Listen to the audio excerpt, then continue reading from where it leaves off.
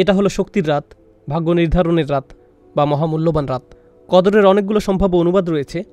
আজ রাত এই সূরা নিয়ে আলোচনা করার উপযুক্ত সময়, যেহেতু আমরা রমজানের শেষ 10 দিনে প্রবেশ করেছি। এই রাতের খোঁজ করা খুবই গুরুত্বপূর্ণ এক অনুসন্ধান। কেন এই রাত গুরুত্বপূর্ণ? এই রাতে আল্লাহ বছরের বাকি সময়ের বড় বড় সিদ্ধান্তগুলো পাঠিয়ে থাকেন এবং সমস্ত ভালো সিদ্ধান্তগুলো মানবজাতিকে শুরু থেকে বিস্ময়কর সকল মিরাকল প্রদান করার পর আল কোরআন প্রদান করা হয় এই রাতে, আল্লাহর সবচেয়ে শক্তিশালী কালাম। তাই আমাদের আরও বিশ্বাস থাকা উচিত আল্লাহ যে অলৌকিকভাবে আমাদের দোয়ার জবাব প্রদান করেন অন্য যে কোনো রাতের চেয়ে। আরও একটি রাত একটি সম্পূর্ণ জীবনকাল থেকেও শ্রেষ্ঠ। তাই আন্তরিকভাবে আমাদেরকে এই রাত ইবাদতে কাটাতে হবে, যেন আমরা নিজেদের মধ্যে ইতিবাচক পরিবর্তন নিয়ে আসতে পারি এবং আশা করব যে আমাদের বাকি জীবন আল্লাহর রহমতে আশীর্বাদ পুষ্ট হয়ে উঠবে। আল্লাহ কেন আমাদেরকে রাত্রি নির্দিষ্ট করে জানালেন না? এমন একটি বর্ণনাও আছে যে রাসূল সাল্লাল্লাহু আলাইহি সাল্লাম রাত্রির কথা মনে করলেন, কিন্তু এরপর তাকে ভুলিয়ে দেওয়া হয়। আমাদের সালাফদের কাছে মজার কিছু ব্যাখ্যা পাওয়া গেছে। অন্যরা হাস্যকর ভেবে এগুলো পুরোপুরি বাতিল করে দিয়েছেন, কিন্তু আমি ভাবলাম অভিমতগুলো বেশ মজার, তাই আপনাদের সাথে শেয়ার করছি। কেউ কেউ মনে করেন লাইলাতুল কদর রমজানের 27 তারিখে। তারা গণনা করলেন ইন্না প্রথম শব্দ, আনজালনাহু দ্বিতীয় শব্দ, ফি তৃতীয় শব্দ, যখন আসলো হিয়া মানে এটা, এই হিয়া 27 নম্বর শব্দ। তাই তারা বললেন, ওহো কদরের রাত তো পেয়ে গেলাম। এভাবে 27তম রাতের উৎপত্তি। কিছু কিছু মানুষ এই একভাবে 27তম রাতের ধারণা বের করেছেন। লাইলাতুল কদর আলো দেখা পর্যন্ত চলতে থাকে। তিনি এর সময় বাড়িয়ে দিয়েছেন, তিনি এর মূল্য বাড়িয়ে দিয়েছেন। মাতলাইল ফাজর। মানুষ এই রাতে অস্বাভাবিক শান্তি অনুভব করে। তারাবিতে যোগ দিলে দেখবেন এই রাতে কেউ বিরক্ত হয় না, কেউ হাত পা নেড়ে কোনো বিরক্তি প্রকাশ করে না, বাচ্চারাও দুষ্টামি করছে না। নিশ্চয়ই এর কোনো কারণ আছে। এরপর তিনি বলেন, লাইলাতুল কদর লাইলাতুন তালকা লা হাররা লা বারিদা তুসবিহু শামসু ইয়াওমাহা হামরা দাঈফা। কেউ কেউ বলেন নরম বাতাস প্রবাহিত হয়। This is রাওয়াহু ইবনু খুসাইমা ওয়া সাহাহাহু আলবানী। পরের দিন সূর্য কেমন জানি লাল বর্ণ ধারণ করে। সূর্য উদয় হওয়ার সময় একটু লাল আকৃতি ধারণ করে। উদয় হওয়ার সময় এতে তীব্রতা দেখা যাবে না। قد يري الله الإنسان الليلة في المنام। এমনও হতে পারে এটি কোন রাত আল্লাহ ঈমানদারদেরকে তার স্বপ্নে দেখাতে পারেন। অনেক সাহাবীর ক্ষেত্রে এমনটা ঘটেছিল। তারপর রাসূল সাল্লাল্লাহু আলাইহি ওয়াসাল্লাম বলেন, ইন্নাল মালাইকা তিলকা লাইলা আকসারা ফিল আরদি মিন আদাদিল হুসা। এটাও ইবনে খুজামা বর্ণনা করেছেন।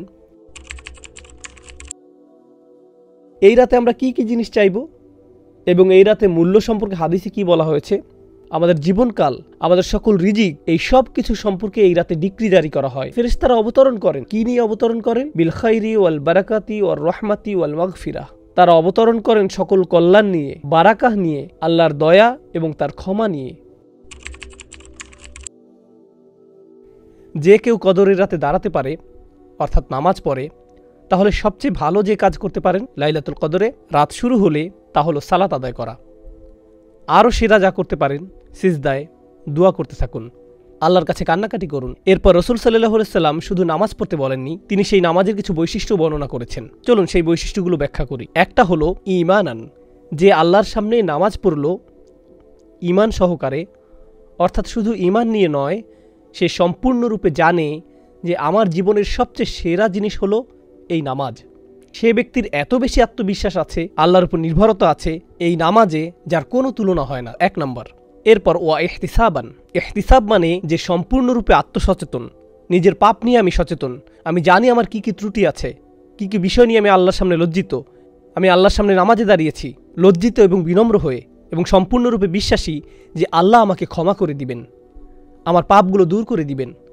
অতএব আমি আল্লাহর সামনে এসেছি অবনমিত হয়ে, অশ্রুসিক্ত নয়নে, নিজের সকল হিসেব নিয়ে, নিজের সকল দোষ স্বীকার করে, পাপ স্বীকারের নামাজ ইহতিসাবান। যদি এটা করতে পারেন গুফিরা লাহু মা তাকাদ্দামা মিন যামবিহ। যত ধরনের অসম্মানজনক পাপই আপনার থাকুক না কেন, সমস্ত পাপ নিশ্চিতভাবে ক্ষমা করে দেওয়া হবে। সকল পাপ ক্ষমা করে দেওয়ার গ্যারান্টি দেওয়া হয়েছে আমরা যদি এরকম একটি মন নিয়ে আল্লাহর সামনে নামাজে দাঁড়াতে পারি। এই ধরনের নামাজ বেশ কঠিন সবাই মিলে একত্রে আদায় করা। এই ধরনের নামাজ অনেক সহজ যদি আপনি একা একা আদায় করেন। এটা এমনই একটি রাত নিজে নিজে পড়তে যদি অলসতা লাগে তাহলে অবশ্যই মসজিদে যান এবং জামাতে যোগদান করুন। এই রাতে শুধু আপনি, আল্লাহ আর চোখের পানি। এই রাতে এটাই হওয়া উচিত। আল্লাহর সামনে দাঁড়ান, কুরআন তেলাওয়াত করুন, আল্লাহর কাছে দোয়া করুন এবং এমন মানুষদের অন্তর্ভুক্ত হন যারা এই রাত পেয়ে সৌভাগ্যবান এবং আল্লাহর ক্ষমা পেয়ে সৌভাগ্যবান। আমাদের রাতগুলো এখন আর এতটা লম্বা নয়, খুব বেশি সময় আমাদের হাতে থাকে না। একটু বিশ্রাম নিন, নামাজ পড়ুন, বিশ্রাম নিন, নামাজ পড়ুন, বিশ্রাম নিন, আবার নামাজ পড়ুন। এই কাজগুলো করুন এই রাত্রিগুলোতে। আল্লাহ আজ্জা ওয়া জাল্লা আমাদের সবাইকে লাইলাতুল কদর পেতে সাহায্য করুন। বারাকাল্লাহু লি ওয়া লাকুম ফিল কুরআনিল হাকিম ওয়া নাফা'নি ওয়া ইয়্যাকুম বিল আয়াতি ওয়া যিকরিল হাকিম। আসসালামু আলাইকুম ওয়া রাহমাতুল্লাহি ওয়া বারাকাতুহু।